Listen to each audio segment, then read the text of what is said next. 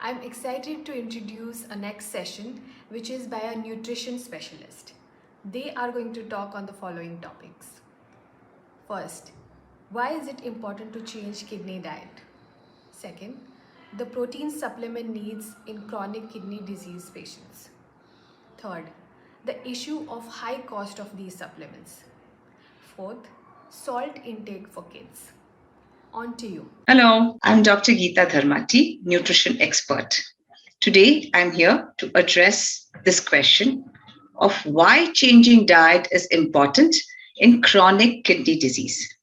Friends, as you all know, once you're diagnosed with kidney disease, the main function of kidney is filtration and excretion. Filtration means it has to filter sodium, it has to take care of proteins in your diet, it has to work with potassium and phosphates, and plus many other things. Food is a medium where we get all this nutrition from. And whenever we have stress to any organ of our body, we want that organ to rest. And when I say rest, that means minimizing the efforts on digestion. So, friends, I'm sure by now you understood that when my kidney is stressed, it is very important for me to give minimum work to my kidney.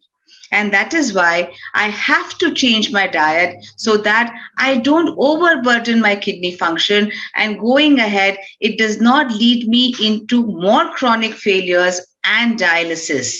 So, what do I have to work on according to the doctor? First is hydration. Work on the amount of fluids which you've been asked for because it pressurizes your kidney. 2, protein management. Calculate your protein, learn to work on protein manipulation so that you stay within limits and take the help of your dietitian. 3, potassium.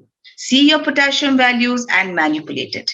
It's not end of the world, friends. You have lots to eat, need to learn the exchanges, but very important to highlight these nutrients. And other nutrients like phosphates and other can be taken care with your value. So I hope I have convinced you to take good care of your kidney by minimizing the efforts, and nutrition or diet is a very primary thought process to work on it. The second question, which I'm here to address, is some tips for people who are in CKD 1, 2, 3 so that you don't end up worsening your kidney parameters. Few tips. First is count your energy intake. With nausea, vomiting, do not compromise your nutrition. Eat well, eat to your appetite, don't overeat, avoid muscle loss and weight loss. Second, calculate your proteins as per your doctor's advice and learn to manipulate your proteins as per your exchange list. Talk to your dietitian to ask what is a 10-gram protein exchange list.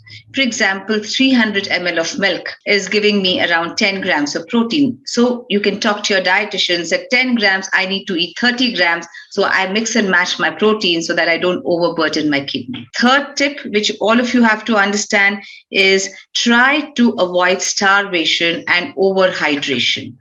Eat on time so that your muscle loss is prevented, because for kidney diseases, muscle loss is very, very easy and is very fast.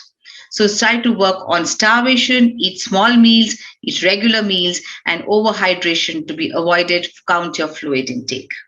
And other tips is avoid processed packed foods as much as possible. Don't get carried away with the diet, oats, and all those types of hypes on the label of the food saying that they're healthy and that's why I add it. They'll worsen your problems. Thank you. Namaste. This is dietitian Uma Maheshwari, clinical nutritionist from Happy Living Online Diet Clinic. I'm going to speak on the topic, when do dietitians recommend protein supplements during CKD? There are 2 stages when they recommend. One is during increased protein requirements. The other is during the eating disorders. When does the protein requirement increase? It increases during dialysis. Dialysis, both hemodialysis and the peritoneal dialysis, removes the protein waste from the blood, and hence a low protein diet is no longer required.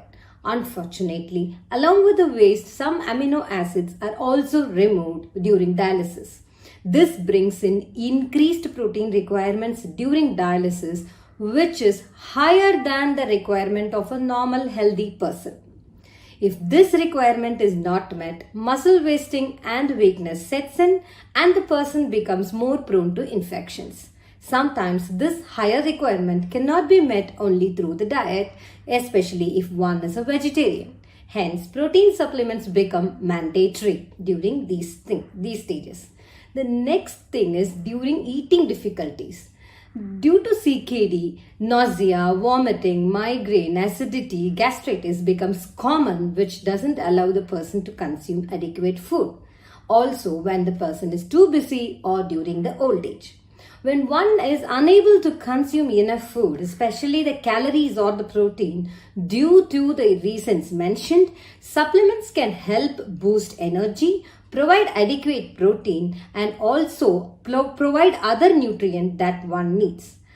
A dietitian can recommend the right kidney-friendly supplements depending upon the stage of the kidney disease. So during these stages, protein supplements become very essential.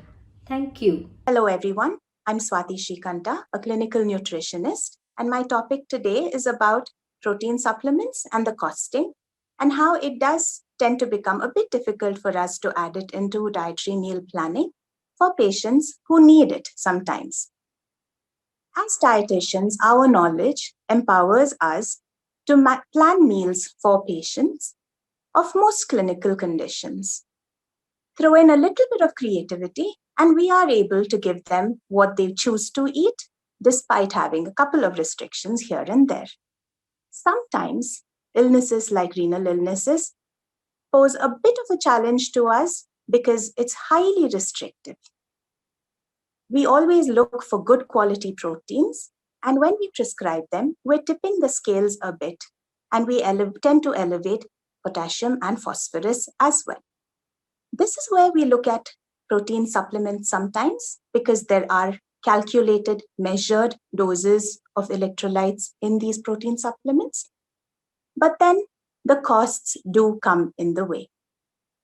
Kidney illnesses cause a lot of restrictions in terms of intake.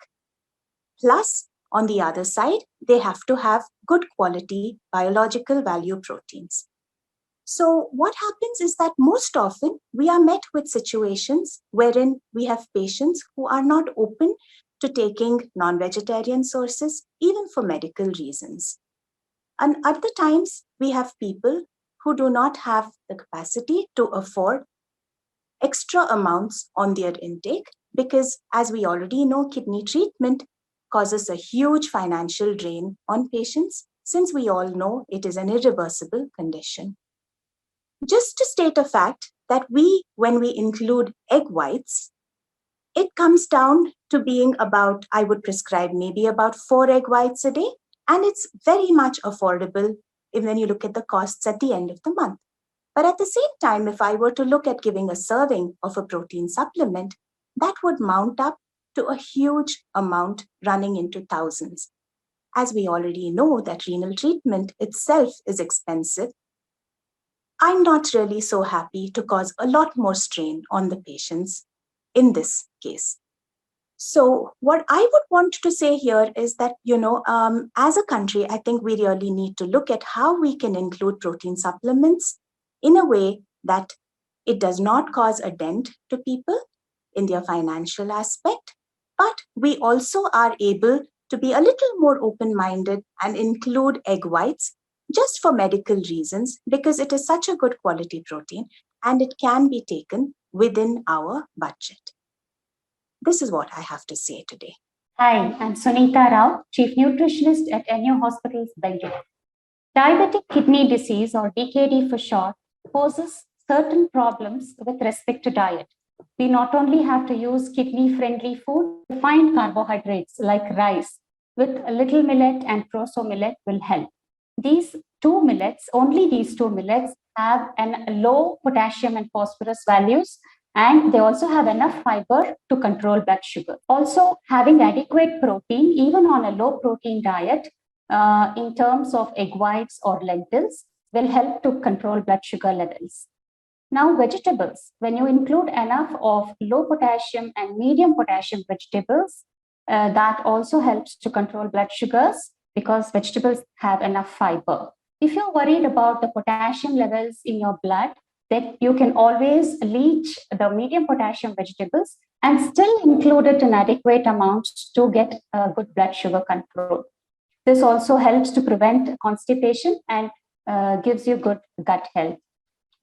Apart from these, avoiding all refined sugars like sugar, jaggery, honey, and bakery food, processed food, sweetened beverages, all these are recommended. Instead, these can be replaced with whole wheat products. Even baking can be done with whole wheat products. Unsweetened beverages like lemon juice or tea can be used in the fluid quantities that have been recommended to you. And always we advocate home cooked food. Apart from the dietary approaches, small tips like keeping yourself physically active to the extent possible. Even a small brisk walk after every meal can help lower your blood sugar levels. So maintaining blood sugars in a good range, maintaining your blood pressure, and having the protein in the recommended amount will help to slow down the progress of diabetic kidney disease. Thank you.